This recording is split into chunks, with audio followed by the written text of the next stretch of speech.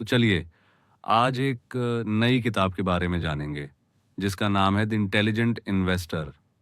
अगर आपने पहली किताब दी साइकोलॉजी ऑफ मनी नहीं सुनी है तो चैनल पर जाकर प्लेलिस्ट को सेव करके देखिए।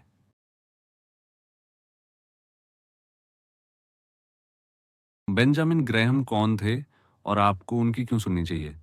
बेंजामिन ग्रैहम न सिर्फ सबसे बढ़िया इन्वेस्टर्स में से एक थे, बल्कि वो अब तक के सबसे बढ़िया और प्रैक्टिकल निवेश सोच वाले इंसान भी थे। ग्रैहम से पहले फाइनेंशियल दुनिया पुराने जमाने के गिल्ड गिल्ड कबीले जैसी थी, जहां लोग अंदाजों, टोटकों और रहस्यमयी तरीकों से पैसे लगाते थे। ग्रैहम की किताब सिक्योरिटी एनालिसिस ने इस उलझे और पुराने सिस्टम को एक प्रोफेशन बना दिया। और उनकी दूसरी किताब द इंटेलिजेंट इन्वेस्टर पहली ऐसी किताब थी जो आम लोगों को सिखाती थी कि इन्वेस्टिंग में आपको किस तरह की सोच और टूल्स चाहिए होते हैं। आज भी यह आम जनता के लिए सबसे बेहतरीन इन्वेस्टमेंट किताब मानी जाती है। मैंने ये किताब 1987 में पहली बार पढ़ी थी जब मैं फोर्ब्स मैगजीन में नए रिपोर्टर के तौर पर शामिल हुआ था। ग्रैहम की एक बात ने मुझे तुरंत चौंका दिया। उनका ये विश्वास कि हर बुल मार्केट यानी शेयरों के बढ़ने का दौर का एक दिन बुरा अंत ज़रूर होता है। और उसी साल अक्टूबर में अमेरिका के शेयर बाजार में एक दिन में सबसे बड़ा क्रैश हुआ और तब मैं पूरी तरह ग्रैहम के विचारों का फ़ैन बन गया। आज जब हम 1990 के आखिर के बुल मार्केट और 2000 की शुरुआत के भयानक गिरावट को देखते हैं तो ये किताब और भी ज़्यादा भविष्यवक्ता जैसी लगती है। ग्रैहम ने जो सीखा वो आसान नहीं था। उन्होंने निवेश की दुनिया की सच्चाइयों को खुद भुगतकर और शेयर बाजार के इतिहास और मनोविज्ञान को दशकों तक पढ़कर सीखा था। उनका जन्म 9 मई 1994 को लंदन में हुआ था। उनके पापा चाइना के बर्तन और सजावटी सामान बेचते थे।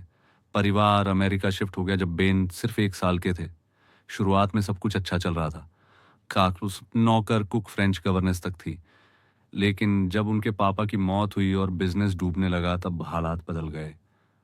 उनकी मां ने घर को किराए पर चढ़ाना शुरू किया और स्टॉक्स में उधार लेकर पैसा लगाया। लेकिन 1907 में हुए मार्केट क्रैश में सब कुछ चला गया। बेन को अब भी याद था कि जब वो अपनी मां का चेक बैंक में कैश कराने गए थे तो बैंक वाला पूछ बैठा, क्या डोरोथी क्रॉसबाम वाकई $5 देने लायक हैं? ये सुनकर उन्हें जिंदगी भर का अपमान महसूस हुआ। शानदार पढ़ाई और वॉल स्ट्रीट में शुरुआत। बेन को कोलंबिया यूनिवर्सिटी में स्कॉलरशिप मिली और उन्होंने 1914 में ग्रेजुएशन किया, अपनी क्लास में दूसरे नंबर पर। इतनी टैलेंटेड सोच थी कि 3 अलग-अलग डिपार्टमेंट, इंग्लिश, फिलॉसफी और मैथ्स, ने उन्हें टीचर बनने का ऑफर दिया। और तब वो सिर्फ 20 साल के थे। लेकिन उन्होंने टीचर बनने के बजाय वॉल स्ट्रीट जाने का फैसला किया। वो एक बांड ट्रेडिंग फर्म में क्लर्क बने, जल्दी एनालिस्ट बने, फिर पार्टनर बने और फिर अपनी खुद की इन्वेस्टमेंट कंपनी शुरू की। इन्वेस्टिंग में उनका स्टाइल क्या था? बेन ने स्टॉक्स को माइक्रोस्कोप से पढ़ा, मतलब हर डिटेल को गहराई से समझना। एक बार 1925 में उन्होंने एक कंपनी नॉर्थन पाइपलाइन के छुपे हुए रिकॉर्ड से ये पता लगाया कि वो $65 में बिक रही कंपनी असल में $80 के हाई क्वालिटी बॉन्ड्स रखती है। उन्होंने स्टॉक खरीदा, कंपनी पर दबाव डाला और 3 साल में $110 प्रति शेयर कमा लिए।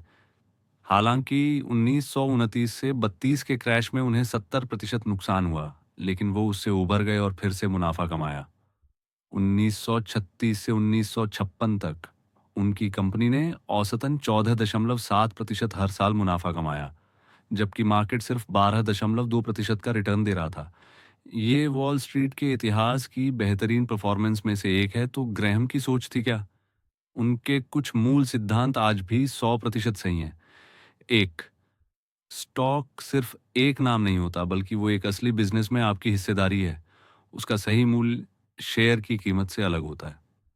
दो, शेयर बाजार एक पेंडुलम, झूलता लट्टू है। कभी बहुत ज्यादा उम्मीद में कीमतें बढ़ जाती हैं और कभी बेवजह डर से गिर जाती हैं। समझदार इन्वेस्टर ऊंचे दाम पर बेचता है और सस्ते में खरीदता है। तीन, अगर आप किसी चीज को बहुत महंगे में खरीदते हो तो उसका रिटर्न हमेशा कम होगा, मतलब प्राइस जितना ज्यादा रिटर्न उतना कम। चार, कोई भी इन्वेस्टर कभी 100% सही नहीं हो सकता। इसलिए ग्रैहम ने कहा था कि मार्जिन ऑफ सेफ्टी ज़रूरी है। कभी भी ओवर प्राइस चीज़ में पैसा मत लगाओ, चाहे वो कितना भी एक्साइटिंग क्यों ना लगे। 5, आपकी फाइनेंशियल सक्सेस बाहर से नहीं बल्कि अंदर से आती है। अगर आप सोच समझकर फैसले करते हैं, भीड़ के पीछे नहीं भागते और पेशेंस रखते हैं, तो आप सबसे खराब मार्केट से भी फ़ायदा कमा सकते हैं। आखिर में सबसे ज़रूरी बात ये है कि आपकी इन्वेस्टमेंट कैसी है, उससे ज़्यादा ज़रूरी ये है कि आप कैसे हैं। इस किताब का नया संस्करण क्यों ख़ास है?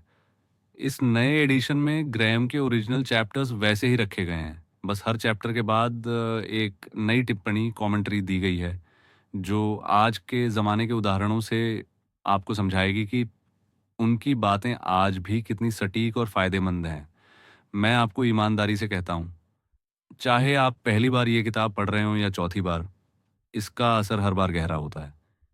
ये एक क्लासिक है जो हमारी सोच बदल देता है और हर बार कुछ नया सिखाता है।